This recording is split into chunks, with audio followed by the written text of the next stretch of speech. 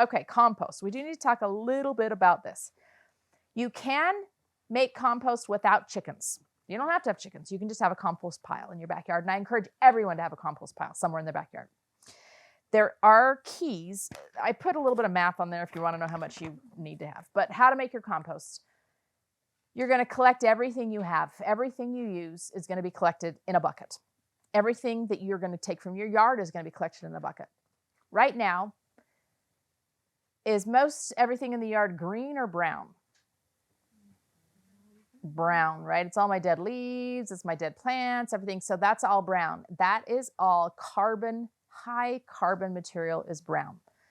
If you just make a pile of all the dead leaves and of all the dead branches, what is it going to do? It's just going to be there for a long time, right? It's just going to sit there and do nothing because that's all carbon. You need equal amounts of green material or nitrogen material and brown material or carbon material. So if you've got a whole bunch of brown right now, you're going to need to add some green. The good news is all of those kitchen scraps are green, right? They're living, they're live, they're fresh. Those vegetable peels, fruit peels, all those kinds of things are fresh. As soon as you start mowing your lawn, start dumping those green glass clippings in with that brown. That's going to add nitrogen in with the carbon. Ideally, you're going to put half and half. So this time of year, it's hard to get green. In the middle of summer, it's hard to get brown. So in the middle of this time of year, we use our kitchen scraps as our green source. In the middle of the summer, we actually have just garbage cans that are full of shavings, wood shavings that we'll throw in with all the green stuff. So we just keep a little bit of brown around, or we'll keep bags of leaves from the fall. And we did that one year. I forgot about that. It was really good to do. We just kept bags of leaves, and we just open up a bag and we just throw in some of those leaves along with all of the green stuff from the year. You saw my compost pile. It's nothing fancy. You can make fancier ones than that. I had compost tumblers. I found that all it did was make big clods that were then super hard to tumble and really hard to use. So I like the pile. It's not fancy. There's nothing fancy going on with it whatsoever, but that's all we do is pile it up. You can do that in any yard. You don't need chickens. Just pile it up. Every once in a while, use a shovel, kind of stir it around, make sure it gets a little bit of water, and that's all you're going to need to be able to make a compost pile. Some things you can add to your soil: manure. Manure is usually free on Facebook Marketplace, KSL. You can find it free this time of year everywhere, but you don't want it to be fresh. So if you're buying manure or getting manure for free, ask, is this aged? They'll know what you mean. Has been sitting around for a while. Leaves, put them on the fall. Grass clippings. If you only use fresh grass clippings, it's going to get stinky. You got to add some brown with it. So you're making that compost year-round. All right, last thing is just talking about pest and weed control. Like I said, a strong, resilient plant is far better at resisting insects than a weak plant. So something's kind of interesting that happens every single year. I plant a sprouting kind of broccoli. So sprouting broccoli will grow these little sprouts off the side, but not a head of broccoli. The head of broccoli takes a couple of months to get. The sprouting broccoli, I'll have broccoli in a month. So I'll grow sprouting broccoli, and it's beautiful this time of year. But in about August, it's full of aphids. And then by about middle of September, there's no more aphids. So what do you think is happening in August to that plant? Is it hot or cold in August? Super hot. It's just stressing that poor little plant out because it's super hot. So because it's so stressed out, it can't resist the aphids. Isn't that interesting? This is why we get sick in January, because it's cold, we're inside a lot, we just can't resist the bugs. So in August, my broccoli can't resist the bugs. But by September, so I don't give up on it, and I don't stress about it. By September, the aphids are gone because the plant becomes more resistant again. So the plants can take care of themselves if you give them what they need to be strong, which is just nutrients. Another thing I do is I spread them throughout the garden a little bit. So I'll plant some broccoli here, plant some broccoli here. I remember growing up, my mom would never grow cauliflower or broccoli because it got worms, and she despised worms in her food. Okay, I don't love it, but I don't despise it. I can live with it. My poor daughter-in-laws, they'll eat dinner at my house, and we'll have a salad, and they'll just sit and watch the lettuce for a while.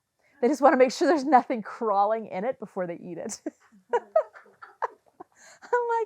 there's a worm there, it just means the lettuce is better because the worm really liked that head of lettuce. They don't appreciate it whatsoever. So my mom really hated worms. She won't eat it at all. So she never grew broccoli or cauliflower. I've never had a wormy broccoli or cauliflower, ever. And I grow huge heads of it every single year. So it's the soil. It's the feeding the soil that makes the difference. And because I move them all around. I'll have broccoli over here, I'll broccoli over here, I'll broccoli over here. So if the worms do find one patch of broccoli, they usually stay there and they don't find any of the others. So I move them around a bit. I didn't list any natural or chemical pesticides. People are like, oh, don't you use this or different natural sprays?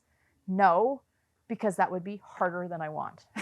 It means I got to go out there and spray it with something. I don't want to spray it with anything. I just want it to be fine without me doing anything to it. So I don't use any natural or chemical pesticides or herbicides, anything. I just let it work like nature does. So let's review. What does nature do? What does a forest do? How do seeds get planted in a forest? Just naturally.